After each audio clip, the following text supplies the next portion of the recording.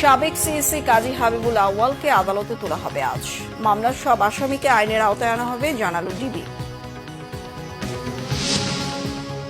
Mob justice নামের ভয়ঙ্কর হিংসা মানবতার জন্য হুমকি, বলেছেন তারেক রহমান। গণতন্ত্রের ধারাবাহিকতা রক্ষা না হলে একমাত্রিক রাষ্ট্র ব্যবস্থা ফেরার শঙ্কা। একই ব্যক্তির 10 বছরের বেশি প্রধানমন্ত্রী না থাকায় রাজি হলেও এনসিসিতে আপত্তি বিএনপির। এনসিসির নাম পরিবর্তনের প্রস্তাব ঐকমত্য কমিশনের। আদালতের রায় ও ইসির গেজেট অবজ্ঞা করে সংবিধান লঙ্ঘন করেছে স্থানীয় সরকার মন্ত্রণালয়, অভিযোগ ইশরাক হোসেনের।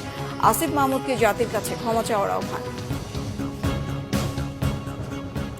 দেখছিলেন ক্রাউন সিমেন্ট সংবাদ শিরোনাম, এবার বিস্তারিত।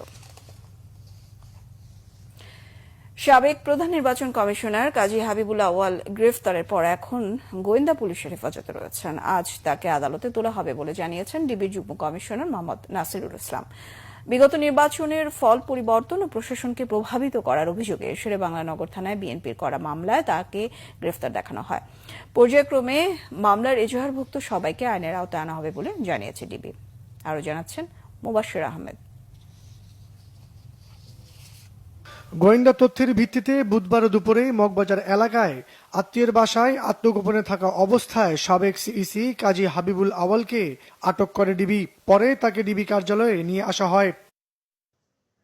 ডিবির যুগ্ম কমিশনার মোহাম্মদ নাসিরুল ইসলাম সাবেক এই সিইসিকে গ্রেপ্তারের বিষয়টি নিশ্চিত করে জানান, গ্রেপ্তার এড়াতে বারবার অবস্থান পরিবর্তন করায় তাকে গ্রেপ্তার করতে বেশ বেগ পেতে হয়েছে। গোপন তথ্যের ভিত্তিতে তার অবস্থান আমরা জানতে পারি যে মগবাজারে আছে। তৎপ্রেক্ষিতে আমরা সেখানে নজরদারি রাখি। নজরদারির এক পর্যায়ে আমরা যখন জানতে পারি তার অবস্থান সম্পর্কে নিশ্চিত হই, তখনই সেখান থেকে আমরা তাকে আমাদের হেফাজতে নিই। কাউকে গ্রেপ্তার পরবর্তী কিছু ইনিশিয়াল ম্যানেজমেন্ট থাকে, যে ম্যানেজমেন্টগুলোর মধ্যে তার মেডিকেল চেক আপ করা, আদার্স অন্য যে বিষয়গুলো থাকে, কিছু ডাটাবেজের কার্যক্রম থাকে, সেই কার্যক্রমগুলো যদি আমরা সমাপ্ত করতে পারি, তদন্তকারী কর্মকর্তা যদি মনে করে যে আজকে দিতে পারবে, তাহলে সেক্ষেত্রে হয়তো সেই ধরনের সিদ্ধান্ত আসতে পারে, না হলে আগামীকাল যাবে।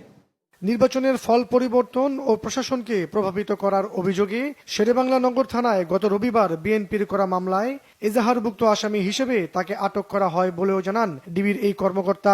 যেহেতু মামলা হয়েছে, মামলায় এখানে অভিযুক্ত হিসাবে তাদের নাম এসেছে, যাদের নাম এসেছে তাদের সকলের ব্যাপারেই আমাদের গোয়েন্দা তৎপরতা আছে। তাদের ব্যাপারে আমরা কার্যক্রম অব্যাহত রেখেছি। তাদের অবস্থান শনাক্ত করতে পারলে আইনানুগভাবে আমরা পদক্ষেপ গ্রহণ করব।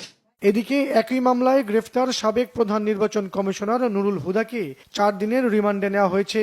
রবিবার রাতে উত্তরার নিজ বাসা থেকে জনতার হাতে আটক হন নুরুল হুদা। এ সময় তিনি বিক্ষুব্ধ জনতার রোষানলে পড়েন। 2018 সালে একাদশ